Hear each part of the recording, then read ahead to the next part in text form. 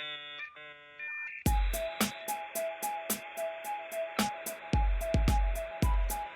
latest technology, the CD-ROM computer. This is a multimedia system. Internet is that massive computer the one that's becoming really big now. Welcome to the Business of Digital podcast presented by IAB Canada.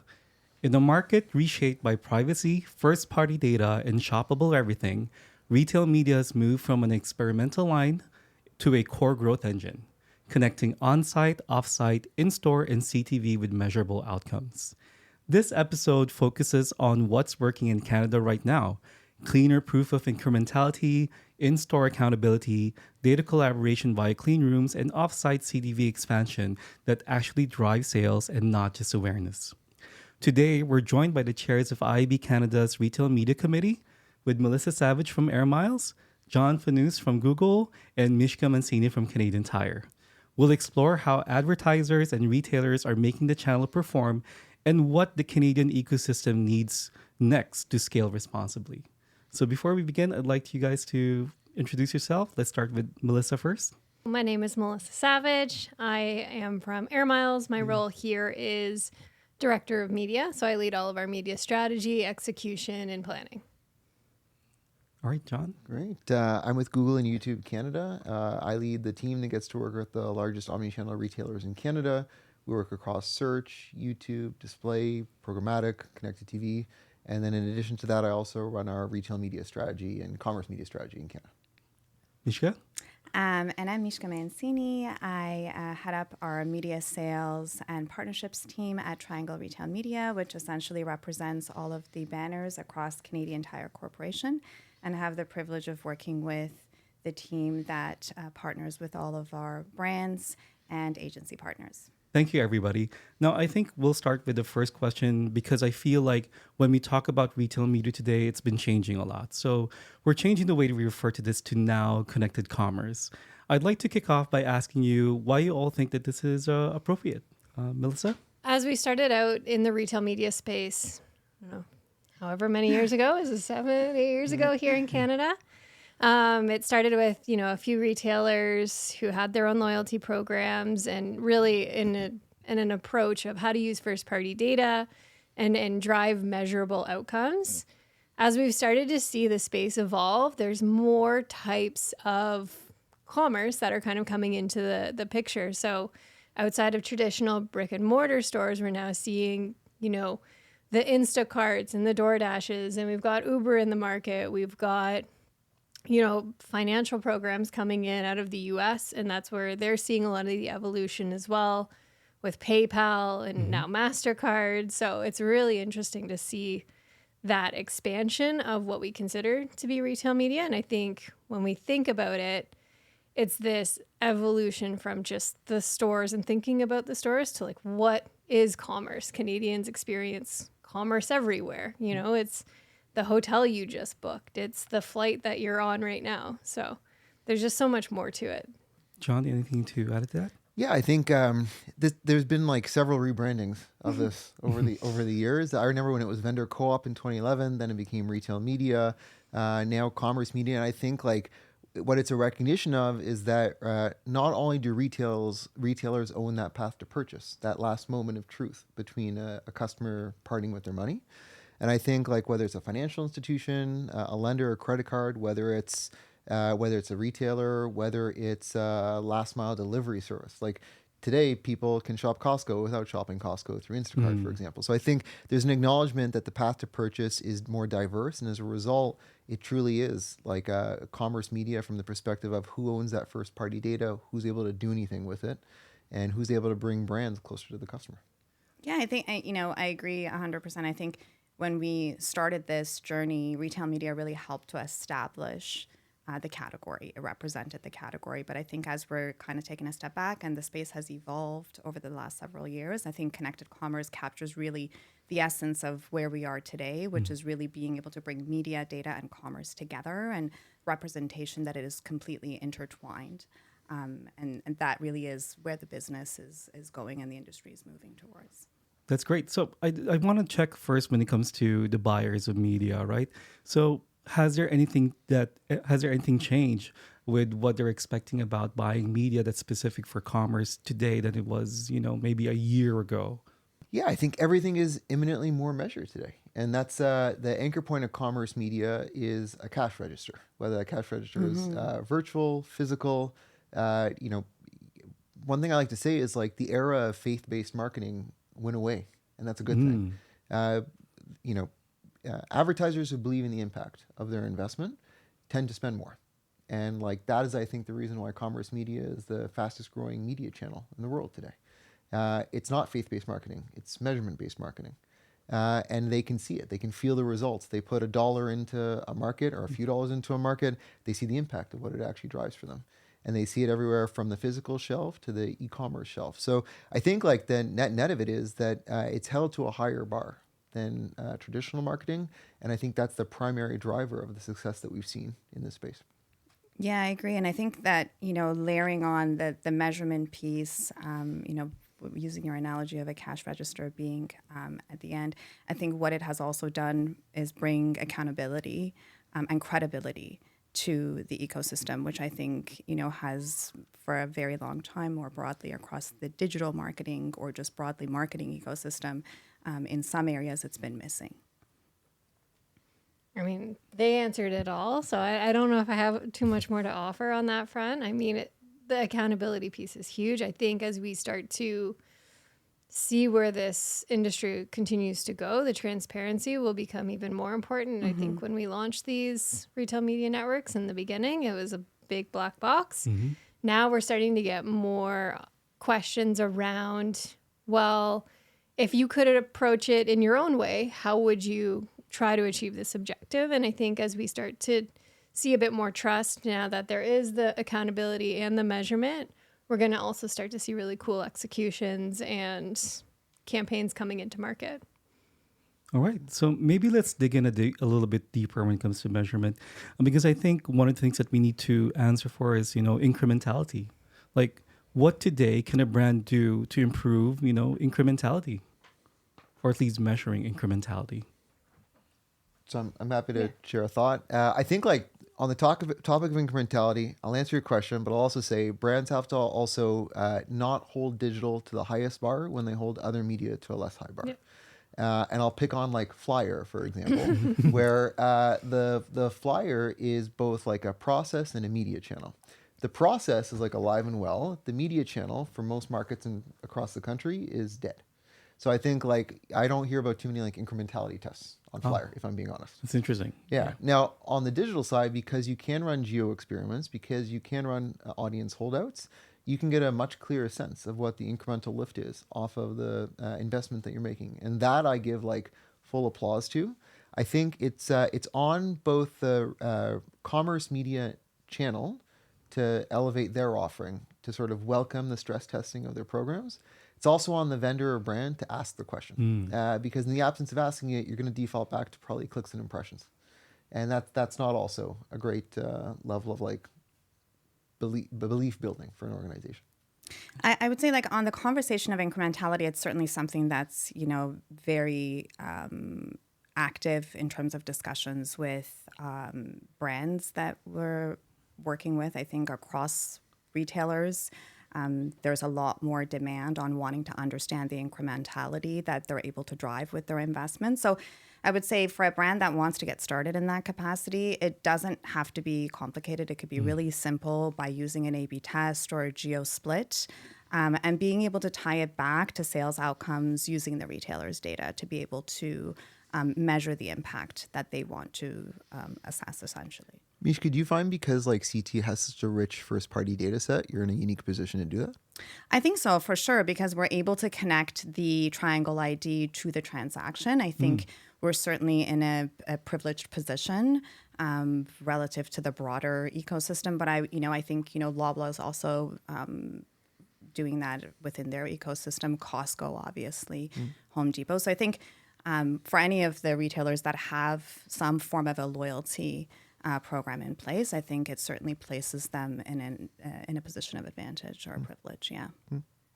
Yeah, I think as we start to see more partnerships coming into the market too, and integrations across. Like we'll also hopefully see brands asking more from the commerce media networks, like more partnership and more integration, because it's great to be able to see one retailer's performance and your incrementality there. But what is that for the whole market, right? It's making an assumption based on this one retailer's incremental lift, but how can we start to peel it out and understand, okay, for all of the retailers that I'm at, this is the incrementality that I'm seeing. And that's where some of the wider like loyalty programs you're seeing in the US become really successful. And same with why PayPal's integration in the market was so impactful when they launched it, because they can see all of the transactions and all of the performance. And so how do we start to work as a group and bring out the best of each other, right? Like you will have lift in this store. Did it drive it everywhere? So you brought this up earlier as well in terms of moving away from black boxes when it comes to retail media as a whole. So if in-store is moving from black box to measurable media, and we're talking about incrementality, but I think we also need to talk about signals. I mean, what are the signals or methods that you trust right now? Yeah, so this one I think goes a little bit back into what you were saying of evaluating all channels kind of equally. Digital out of home, when you think about what it looks like regularly when you're doing an out of home buy, you know, for your brand, it's very different than what we expect from an in-store retailer's screens. And so for me, I think it's great that some of the retailers are starting to dig in and get more signals and start to become more measurable. But what I'd love to see is how can we, again, work together to drive results or signals from all of out of home and all of the screens? Like, what is the multiplier for being in store? But what about the screens outside of the store or in different places? I think retail media has been able to evolve so quickly because of the first party data, because of the access to kind of everything, but it's now being held to that higher standard, which I don't know, how can we start to share some of those signals with the rest of the out of home market or understand that a little bit more widely? So I don't know, it just feels like it's kind of lopsided right now. We need to start to even it out, that everybody gets similar access. Yeah, I agree with you. And I think there's like two parts that need to be addressed, and perhaps through, you know, IAB championing the cause. One is around just the standardization of measurement, like as the basics, right? You know, every retail, it makes it really difficult for brands to even be able to compare apples to apples from one retailer to another, because that standardization at this moment is to some degree absent. Different retailers will use different methodologies to do different measurement for brands. I think the second piece is around what you're saying, which is the interoperability. So how do we, come together in a way that a brand can truly understand the impact it's able to drive by having media in market through multiple retailers? What is the net outcome of that? And I think that requires infrastructures like clean rooms alongside having standardized measurement or standardization around our measurement that all of the retailers agreed to participate in. Yeah, I tend to say, like, if there's one unifying element to all commerce media channels, or at least the successful ones, it's that they offer things to their advertisers which the advertisers could not do independent of them. And that's why it creates these like super profitable offerings for retailers or for these media channels. So I think like there's three things that are pretty unique to these like successful media networks. One is they sit on a ton of quality first party data, signed in users, lots of people online, lots of people in store being tracked through transaction data. Number two, they often have like shopping feeds, product catalogs online. That unlocks the most profitable, best performing ad units for the most part online. And the third one is the signals that you mentioned. So the ability to know whether or not the advertising worked. So that we aren't just coming back to like impressions or sort of like lowest common denominator metrics. So I think like it's on the commerce media network to sort of tell their story, but then to also activate the kind of signals that allow us to have like a true omni-channel perspective. E-commerce is easy to track. Everybody tracks it. stores, there's sort of like a graduated plane of like options for where commerce media networks are able to start to leverage measurement. I think like at the very end of that is geo experiments with all the upsides and downsides that come along with that. But along the way, you have like abilities to track store visits, abilities to track store level transaction data. We're over dated for the most part, and I think it's about finding the right measurement story or strategy for the advertiser. All right, that's really good. And I think it's great that you mentioned clean rooms, because that flows into my next question. And I think, John, you're right. There's a lot of first party data that's involved here, but we also need to be mindful about privacy and also these standards, right? So when we think about privacy, we think about clean rooms, right? So what are you seeing? Where are you seeing true value for clean rooms in this space for connected commerce? Is it in planning, activation, measurement? I can start. Yeah. I think it's all of them. When you think about planning, you're trying to decide who the right consumer is to hit, right? Is it, I think where we started out in this industry, adults 25 to 49. That was like, we all use that at some point. Now it's, okay, well, these are the purchasers of my product. This is what they look like. These are the types of, if you do, a partnership with a media company like a Rogers or a Bell, these are the types of shows that they like to watch. These are the types of connections that they're making kind of outside of my store. The planning piece here is really like, what else can I do? Could I do, an integration into a show that we know these consumers highly index against? How can we start to show our commercials during these types of things and really reach our customers in the moments that matter for them? So like planning is a huge opportunity, I think, and like understanding, your reach across all of the networks. Ideally, that's what a clean room could offer is, okay, well, I know I can hit this across my network, but if I wanted to add, the Triangle network, or I wanted to add, Rogers network, I could easily do that mix and start to kind of scale up. Right. And that's where like the activation piece also comes in, is like, we've had such a struggle here in Canada scaling outside of just using your media on Facebook or whatever else, right? Like it's very clear that we can only use first party data in walled gardens because that's the easiest place. But if we can start to activate in the clean rooms, we can actually maybe start to give more power back into the Canadian media companies as well, right? Like the reason a lot of us aren't able to run on that inventory is it's really difficult to use first party data on their networks. Right. Yeah. Clean rooms give us the opportunity to kind of merge all of that together and understand, okay, I can reach everybody across all of these channels, and it just gives us so many more capabilities if we can start to get through the harder part, which is like partnership and all the legal contracts to make sure we can do overlaps and all that fun stuff.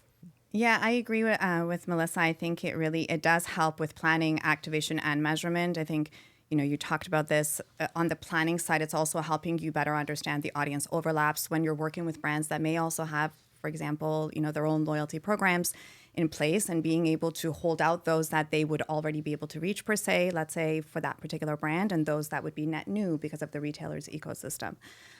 It also really helps with being able to have a clearer picture of your customer within the different ecosystems. Melissa talked about the Rogers and Bell ecosystem. What shows are they watching? Put that also into the context of the different retailers they work with. You can have a more, shared understanding, or a more complete picture of your customer in terms of their behavior beyond just the fact that they are your brand's customer. Yeah, so what are the categories, the adjacent categories that they're shopping, and what does that overlap look like across multiple retailers? Yeah, and they're not just shopping at your store. I think that's what we lose in a lot of the like really focused retail media conversations is me as a shopper. Yes, I go to Canadian Tire, I do my shopping there. But you also watch But I'm also TV. going to Farm Boy to pick up my groceries, and I'm going into Old Navy. Like those are all connected commerce experiences where I'm shopping a whole bunch of different things kind of in one go. How can you start to connect and plan? Because multifaceted in where I buy. Yeah. So it's hard just seeing one point in that picture when like the clean rooms could offer us so much more that I think Yeah. we've not even scratched the surface of. And I think, we talk about connected commerce. So we're thinking about brands, let's say we sell in our ecosystems, right? For the most part or serve. But, with clean rooms, you also really expand the opportunity for, let's call it non-endemic brands. So think about, an automotive client that is going after, the avid hockey fan. You could do that with Rogers and the NHL, but you can also then look at signals from, let's say, Sport Check, for example. And what you're able to essentially do is through a privacy-safe infrastructure, you're able to understand those that were exposed to the ad, but then actually those that may have either built a car online or those that may have actually made the purchase by being able to, in a safe and compliant way, match those IDs at an aggregated anonymous level. So it really opens up the opportunity to be able to take connected commerce to that next level. Yeah, I mean, plus one. I think the only thing I would add is I get really excited about it from a measurement standpoint. I Yeah. think regardless of whether the brand and or retailer and or commerce network, whether they want to do it one-on-one with a partner, whether they want to go through a third-party clean room, just do it. Like like deliver on the promise of what we're offering here, which is the ability to actually impact people at that critical moment of purchase decision. So I think like if the comfort level is higher because it's a clean room and it's sort of third party, go for it. You're doing right by your advertiser, and you'll win bigger budgets in the process. There was something Mishka said earlier, and I think Melissa, you guys were talking about earlier about loyalty, which I think is a very strong aspect of what connected commerce should be. But I think what I want to ask is that should loyalty be core to connected commerce rather than just a capability? Yeah, I think I'll start. Our program's been around for well over 30 years. I think we were one of the early adopters into the loyalty program kind of scene. But when it comes to all of retail media, it's all been keyed on this core component, which is loyalty programs, right? What makes Canada maybe a bit different than the US is having that first party data through the loyalty program to key in the transaction performance. Like you saw it with Loblaw and PC Optimum. That's where that one started out, was what John said, delivering on the first party data and the measurement of a retail media network. And so as we think about how connected commerce comes in, it just makes it more expansive. You've got retail loyalty programs, but then you've also got like ours, which is a coalition loyalty program. You've got travel loyalty programs, which is super exciting. I think Marriott announced a few weeks ago as well, their media network coming in. And so I think there's a lot of really cool opportunities to start. Again, you'll hear me just consistently talk about partnership, but like how Marriott can kind of add in, their piece, where people are traveling, how often are they traveling, why are they traveling? That's great information to kind of use for the rest of our planning too.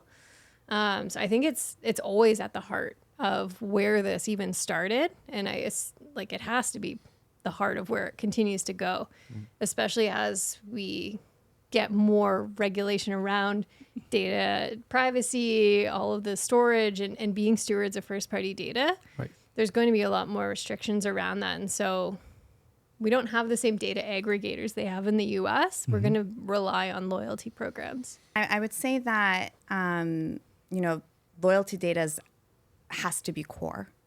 It is the most accurate view of a customer and the most permissionable view of the customer, but it also needs to be connected, right? So not all the exposure is happening just within the ecosystem of the retailer. And so therefore it needs to be connected, whether it's through clean rooms, identity graphs, or partner data. We need to be able to bring that to life so that you can connect the full journey, whether it's on-site to then off-site, to be able to have a full picture of the shopper beyond the boundaries of just the retailer ecosystem. In every retail media campaign I've ever seen since 2011, anytime we overlaid retail first-party data or commerce network first-party data, three things happened. User engagement went up, influenceability of the audience went up, and cost per acquisition went down. Which, if I net out those three things, it means we're doing a better job of talking to a better customer on behalf of a brand. So I think contained within that first party data, like the jewel in that is loyalty data. It's the best performing of it. And I think like at its heart, commerce media is about telling the vendor's story through the retailer's voice to the retailer's customer. And I think like that's what creates that lift in engagement and influenceability in the reduction of cost per acquisition. So I think like the answer is yes. Like it's an incredible part of creating this value proposition and delivering on the promise of this retail media network. And as consumers start to expect more personalized experiences kind of everywhere they're going, it'll continue to be important of understanding this. I just did this thing. Please don't show me this again.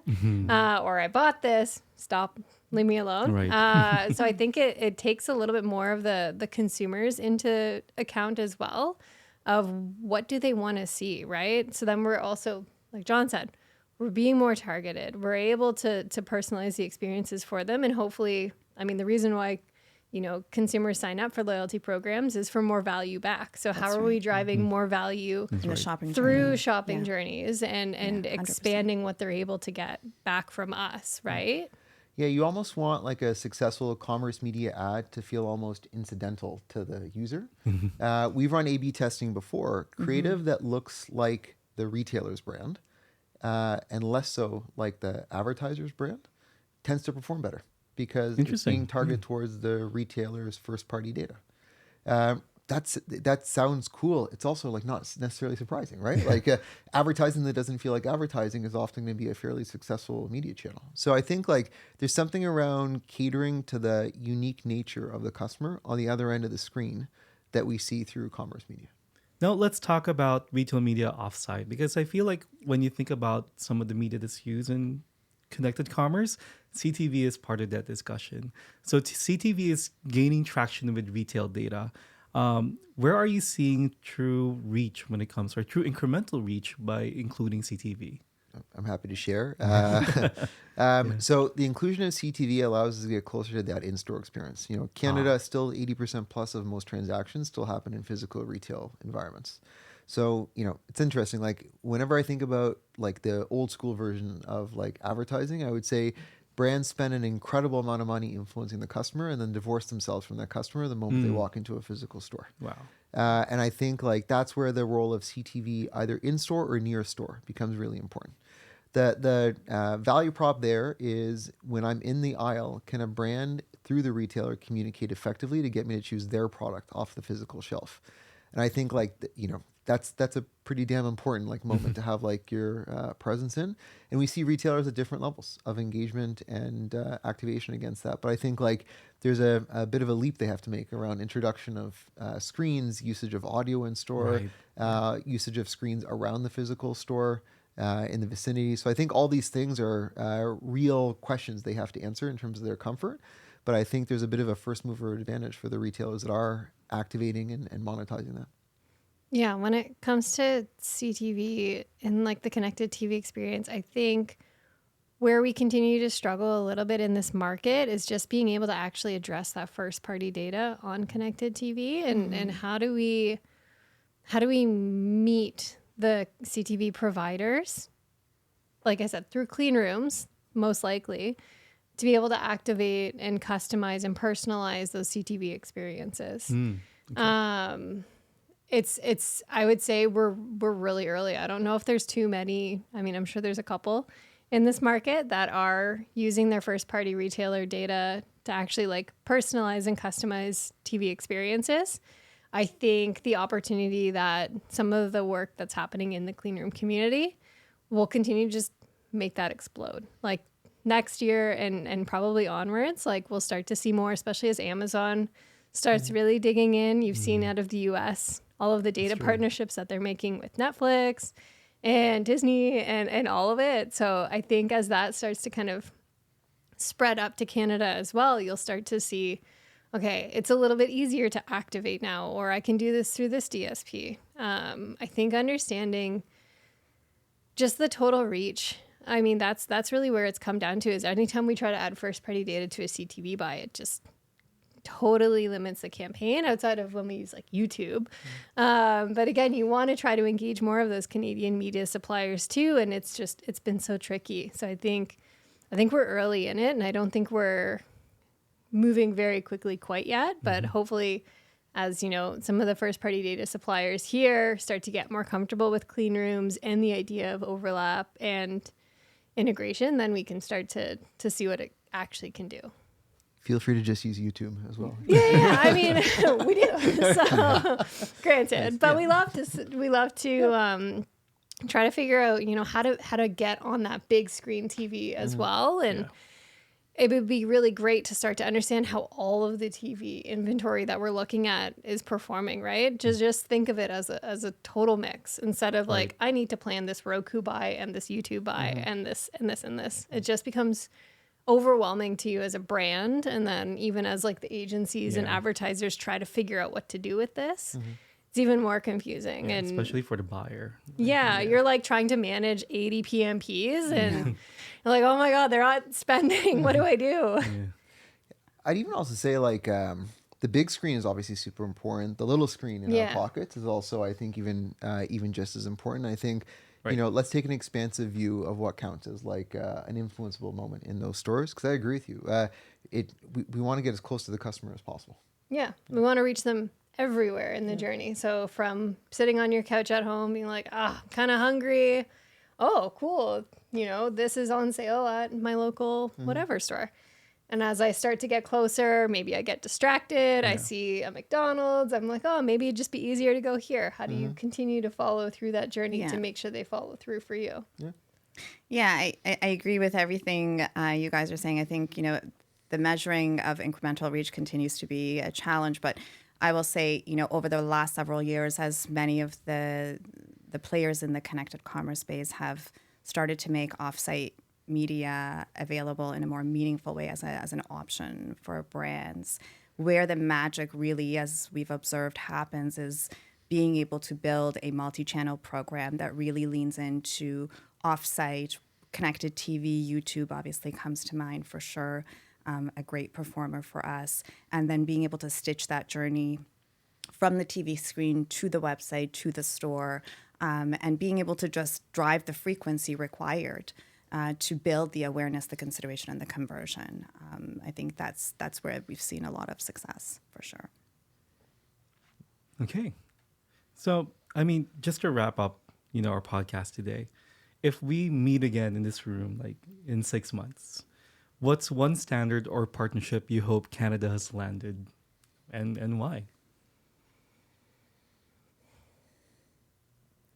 Feel free to jump in at any time.